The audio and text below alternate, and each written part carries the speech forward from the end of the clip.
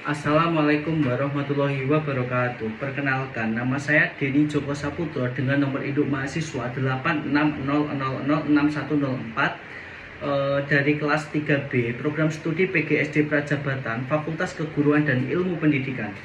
Di sini saya akan menjelaskan tentang sejarah Pancasila bagi generasi muda yang berfokus kepada proses lahirnya Pancasila pada masa sidang BPUPKI, Piagam Jakarta, dan PPKI. Penjelasan ini guna untuk memenuhi tugas tutorial pertama dari mata kuliah Pancasila MKWN 4110 yang dipimpin atau yang dibimbing oleh Ibu Tutor Dina Mayasari yang saya hormati. Dalam sidang BPUPKI yang dilaksanakan pada tanggal 29 Mei hingga 1 Juni tahun 1945, berbagai tokoh menyampaikan aspirasi atau pandangan tentang dasar negara. Puncaknya terjadi pada tanggal 1 Juni tahun 1945 pada saat Insinyur Soekarno menyampaikan pidatonya dan memperkenalkan konsep Pancasila. Gagasan ini merangkum nilai-nilai universal yang mampu menyatukan keberagaman Indonesia. Setelah BPUPKI, Panitia 9 dibentuk dan menghasilkan Piagam Jakarta pada tanggal 22 Juni tahun 1945. Sila pertama yang berbunyi ketuhanan dengan menjalankan syariat Islam bagi pemeluk-pemeluknya menimbulkan perdebatan yang sangat hebat. Meski mencerminkan mayoritas atau sila yang dipandang berpotensi menimbulkan perpecahan. Atas inisiatif Muhammad Hatta sendiri demi menjaga keutuhan bangsa kita, PPKI mengubah sila pertama tadi menjadi ketuhanan yang Maha Esa. Keputusan ini menunjukkan sikap kenegarawan dan semangat kompromi yang kompleks yang menegaskan bahwa Indonesia berdiri atas dasar persatuan dan toleransi.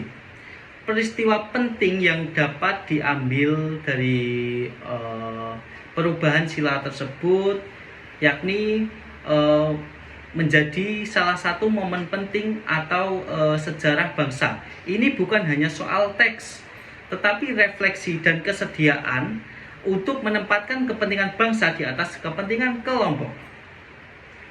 Setelah itu, ada nilai-nilai yang tercermin dari sila Pancasila terhadap peristiwa penting tersebut, yakni mulai dari sila pertama, yakni ketuhanan. Ketuhanan ini mencerminkan pengakuan atas peran agama tanpa memaksakan atau mendoktrin tertentu. Yang kedua, ada kemanusiaan. Kemanusiaan ini mencerminkan menghargai perbedaan adalah bagian dari kodrat bangsa. Yang ketiga, ada persatuan. Persatuan ini mencerminkan menjaga keutuhan dalam kebinekaan. Selanjutnya, yang keempat, ada permusyawaratan. Permusyawaratan ini mencerminkan musyawarah sebagai jalan pengambilan keputusan. Selanjutnya, yang terakhir ada yang kelima, yakni keadilan. Keadilan ini mencerminkan menjamin hak seluruh warga negara Indonesia tanpa didiskriminasi. Pelajaran bagi generasi muda yang bisa diambil dari proses lahirnya Pancasila tersebut ialah toleransi sebagai landasan hidup bersama di tengah perbedaan. Lalu ada semangat musyawarah untuk menghindari konflik dan membangun konsensus. Selanjutnya yang ketiga ada komitmen terhadap persatuan, bahkan hingga perbedaan yang sangat tajam sekalipun. Di era globalisasi seperti saat ini, tantangan kebangsaan berubah bentuk seperti radikalisme, polarisasi, krisis identitas menjadi ancaman yang paling nyata saat ini. Namun nilai-nilai Pancasila tetap relevan dan menjadi penentu arah. Kesimpulannya, Pancasila bukan hanya sekedar lambang negara atau warisan sejarah, melainkan fondasi yang terus hidup bagi generasi muda. Bukan hanya pewaris, tetapi juga ada tanggung jawab untuk menjaga nilai-nilai Pancasila tersebut.